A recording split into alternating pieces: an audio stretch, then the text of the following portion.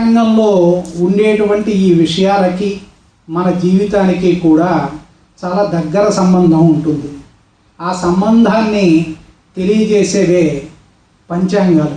ఆ పంచాంగాలలో ప్రతి సంవత్సరం కూడా ఈ సంవత్సరం ఎలా ఉంది, ఎలా జరుగుతుంది, ఈ సంవత్సరంలో పంటలు ఎలా పండుతాయి, ఏ శుభకార్యాలు ఎప్పుడు చేసుకోవాలి, మనం ఏ ముహూర్తాల్లో వివాహాది శుభకార్యాలు చేసుకుంటే మంచిది, ఏ ముహూర్తాల్లో మనం పితృదేవతను ఉపాసన చేస్తే మంచిది, ఏ ముహూర్తంలో మనం యజ్ఞ యాగాది క్రతువులు చేసుకుంటే మంచిది, ఇలాంటి విషయాలన్నీ కూడా మనకి పంచాంగం ఇస్తుంది.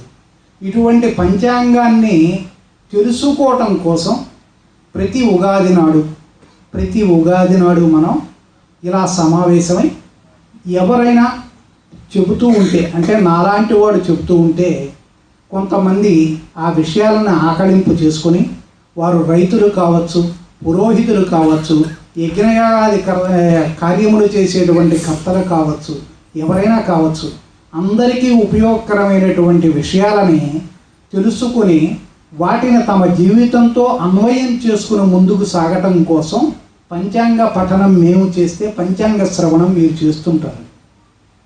అలా చెయ్యటం వల్ల ఫలితం ఏమిటి అంటే, తిథి గురించి తెలుసుకోవటం వల్ల శ్రీయం అంటే మేలు జరుగుతుందయ్యా, వారం గురించి తెలుసుకుంటే ఆయుష్ పెరుగుతుంది, నక్షత్రం గురించి తెలుసుకుంటే కనుక మీకు పాపం క్షయిస్తుంది, యోగం వల్ల రోగం నివారణ అవుతుంది, కరణం గురించి తెలుసుకుంటే మనం కార్య సాధనం జరుగుతుంది, అంటే ఏ పని ఎప్పుడు చెయ్యాలి, ఎటువంటి కరణంలో చెయ్యాలి అన్నది తెలుస్తుంది. ఇలా తెలుసుకోవడం కోసం మనందరం కూడా ఇక్కడ ఈరోజు ఉగాది నాడు సమావేశం అయ్యాం. ఇప్పుడు ఈరోజు మనకి పరాభవనామ సంవత్సర ఉగాది. పరాభవనామ సంవత్సరం అనేది మనకి 60 సంవత్సరాలు తెలుగు సంవత్సరాలు మనం చెప్పుకుంటే దాంట్లో 40వ సంవత్సరం.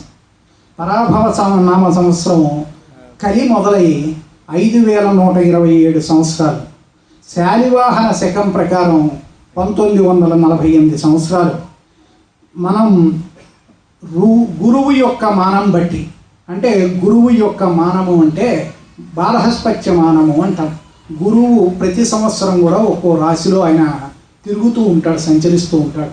ఆయన రాశి ప్రవేశాన్ని బట్టి, రాశి సంచారాన్ని బట్టి వారు ఆ పంచాంగాన్ని బృహస్పతికి అనుగుణంగా కూడా వాళ్ళు తయారు చేసుకుంటారు. దాన్ని బట్టి ఇది రౌద్రీ నామ సంవత్సరం.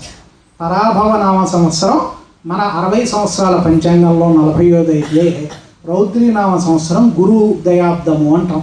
గురువు యొక్క దీనిని బట్టి చెప్పేది.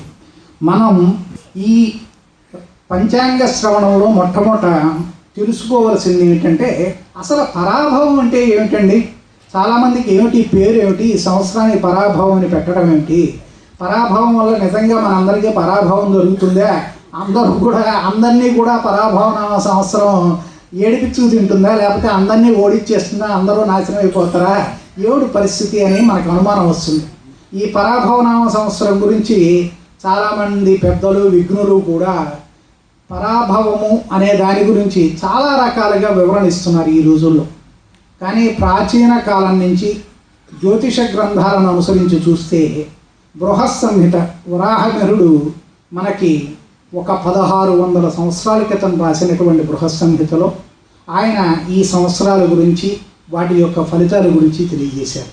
అలాగే మిగతా బృహత్సంహిత లాంటి సంహితా గ్రంథాలంటే దేశగోచారాన్ని, రాజుల యొక్క గోచారాన్ని, రాజుల గురించి చెప్పేటువంటి, ప్రపంచాన్ని గురించి చెప్పేటువంటి గోచార గ్రంథాలన్నీ కూడా ఏం చెప్పాయి అంటే, పరాభూత తిరస్కృత జనయతి పరాభవ, పరాభూత తిరస్కృత జనైరైతి పరాభవ. జనైరితి జనుల చేత అంటే ప్రజల చేత ఎవరైతే అధికార మదంతోనో అహంకారంతోనో ప్రవర్తిస్తారో, రాజులు అవ్వచ్చు, అధికారులు అవ్వచ్చు, ఇతరులు అవ్వచ్చు, ఎవరైతే అహంకారంగా ప్రవర్తిస్తారో పై స్థాయిలో ఉన్నవాళ్ళు కింద స్థాయిలో వాళ్ళని తిరస్కరించడం జరుగుతుంది, వాళ్ళని మళ్ళీ రాకుండా ఎన్నిక కాకుండా ఓడిస్తారు అని చెప్తాం. ఇది పరాభవనామ సంవత్సరం గురించినటువంటి చెప్పేది. ఇది మనం పరాభవనామ సంవత్సరం మరొక గొప్ప విశేషం ఏంటంటే, 60 సంవత్సరాల కాలాన్ని మన పెద్దలు ఏం చేశారంటే 5 సంవత్సరాలుగా విభజించి మొత్తం 60 సంవత్సరాల కాలము కూడా 12 యుగాలు అని చెప్పారు. యుగం అంటే ఏమండి, మీరు కలియుగం 4,32,000 సంవత్సరాలు అంటున్నారు. మీరు 5 సంవత్సరాల యుగము అంటే వేదకాలంలో మనం ప్రత్యేకించి చెప్పుకోవాలంటే వేదకాలంలో అంటే యజుర్వేదానికి అలాగే మనకి అధర్వణ వేదానికి ఉన్నటువంటి వేద జ్యోతిష్యం, వేదాంగ జ్యోతిష్యంలో కూడా యుగము అనే మాటని 5 సంవత్సరాల కాలంగా చెప్పడం జరిగింది. ఒక 5 సంవత్సరాల కాలం యుగం ఎలా అవుతుంది అన్న ఆలోచన మనకి వస్తే, ఈ 5 సంవత్సరాల కాలంలో యుగము అంటే మనందరికీ చాలామందికి తెలుసు. యుగ్మము అంటే రెండు కలిసి ఉన్నదని, యుగమన్నా కలయిక అని అర్థం.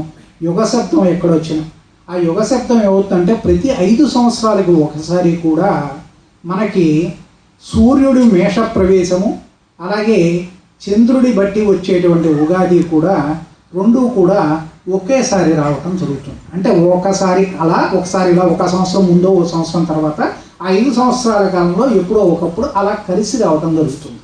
అలా కలిసి వస్తాయి కాబట్టి ఆ యుగ్మం ప్రతి 5 సంవత్సరాలకు ఒకసారి కూడా తిరిగి మరల వస్తోంది కాబట్టి దాన్ని యుగము అనే ప్రమాణాన్ని ఇచ్చారు.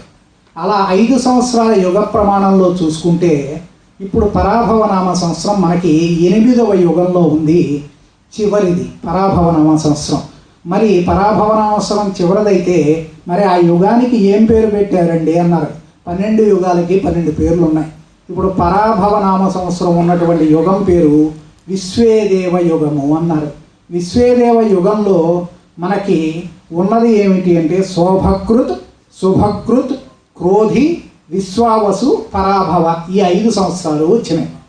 శుభకృతు శోభకృతు, శుభము శోభము రెండు ఏమైనాయి, అన్నీ కూడా మంచే. ఆ మొదటి 2 సంవత్సరాలు మేలు చేసాయి.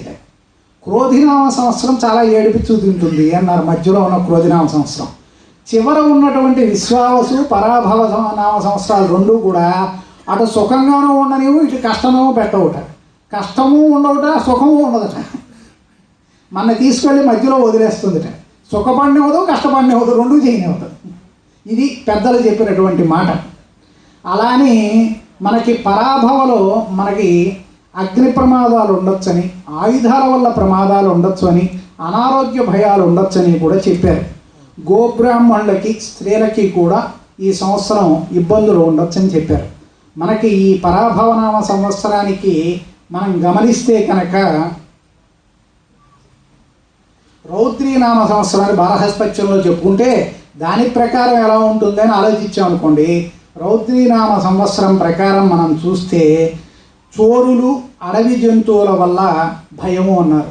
అడవి జంతువుల వల్ల నగరాల్లో ఉండే వాళ్ళకి మనకేం భయం అండి అని మీరు అడగచ్చు. అడవి జంతువులు నగరాల్లో తిరగడం అనేది ఈ మధ్య చూస్తున్నాం. రాజమండ్రిలో పులి తిరిగింది, ఇంకా చాలా చోట్ల పులులు తిరగడం మనం పేపర్లో చదువుకున్నాం. ఆ పులుల్ని పట్టుకోవడానికి ప్రయత్నిస్తున్నారు. అందుకని అడవి జంతువుల వల్ల బలం లేదు, మనకి భయం లేదు నగరాల్లో అనుకోవడానికి లేదు. రేపు పొద్దున మా విజయవాడలోనూ తిరగచ్చు, తెనాల్లోనూ రావచ్చు, చెప్పలేము.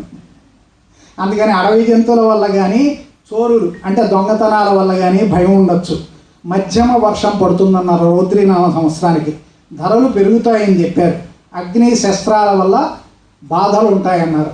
మరి ఈ పరాభవనామ సంవత్సరానికి ఎవరండి నాయకుడు, ఎవరు ఈ పరాభవనామ సంవత్సరానికి రాజు అని చెప్తే అగ్ని భగవానుడు, ఆయనకి ఒక పేరుంది. ఆ పేరేంటంటే నర్యాపసుడు అంటారు. ఆయనకు ఉన్నటువంటి నామాలలో అది కూడా ఒక నామం. నర్యాపసుడు అనే నామం కలిగినటువంటి అగ్ని భగవానుడు ఎత్తైనటువంటి గుర్రాలతో ఉన్నటువంటి, గుర్రాలు కట్టబడినటువంటి రథం మీద వరుణుడు, వాయుదేవతలు ఇద్దరితో కలిసి లోకహితం గురించి మాట్లాడుకుంటూ ఆయన వస్తున్నట్ట. లోకహితం గురించి మాట్లాడుకుంటూ వస్తున్నాడు. సంవత్సరం పేరు పరాభవ, అది కూడా గుర్తుపెట్టుకోండి. రెండు దాని గురించి వివరణ ఇస్తాను. అలా ఆయన చేతిలో, ఆయనకి ఒక చేతిలోనేమో గొడ్డలు ఉందిట, మరో చేతిలో అగ్నిశిఖ అంటారు. అగ్నిశిఖ అంటే కాగడ. మన కాళిదాసు చెబుతాడు అగ్నిశిఖైవ రాత్రం అంటూ చెప్తూ, ఎం వ్యతీతాయి అగ్నిశిఖైవ రాత్రం అంటూ అక్కడ స్వయంవరం జరిగేటప్పుడు వాళ్ళందరూ రాజుల్ని దాటి వస్తున్నప్పుట రాజుల ముఖాలు మాడిపోయినాయని అంటే కాగడా ముందుకెళ్తుంటే వెనక ఉన్నటువంటి ప్రాంతం అంతా చీకటి అయ్యేట్టు ఉంటుందని. అలా ఒక చేతిలో కాగడా పట్టుకున్నాడు ఆయన, ఇంకో చేతిలో గొడ్డలు పట్టుకుని వచ్చాడు.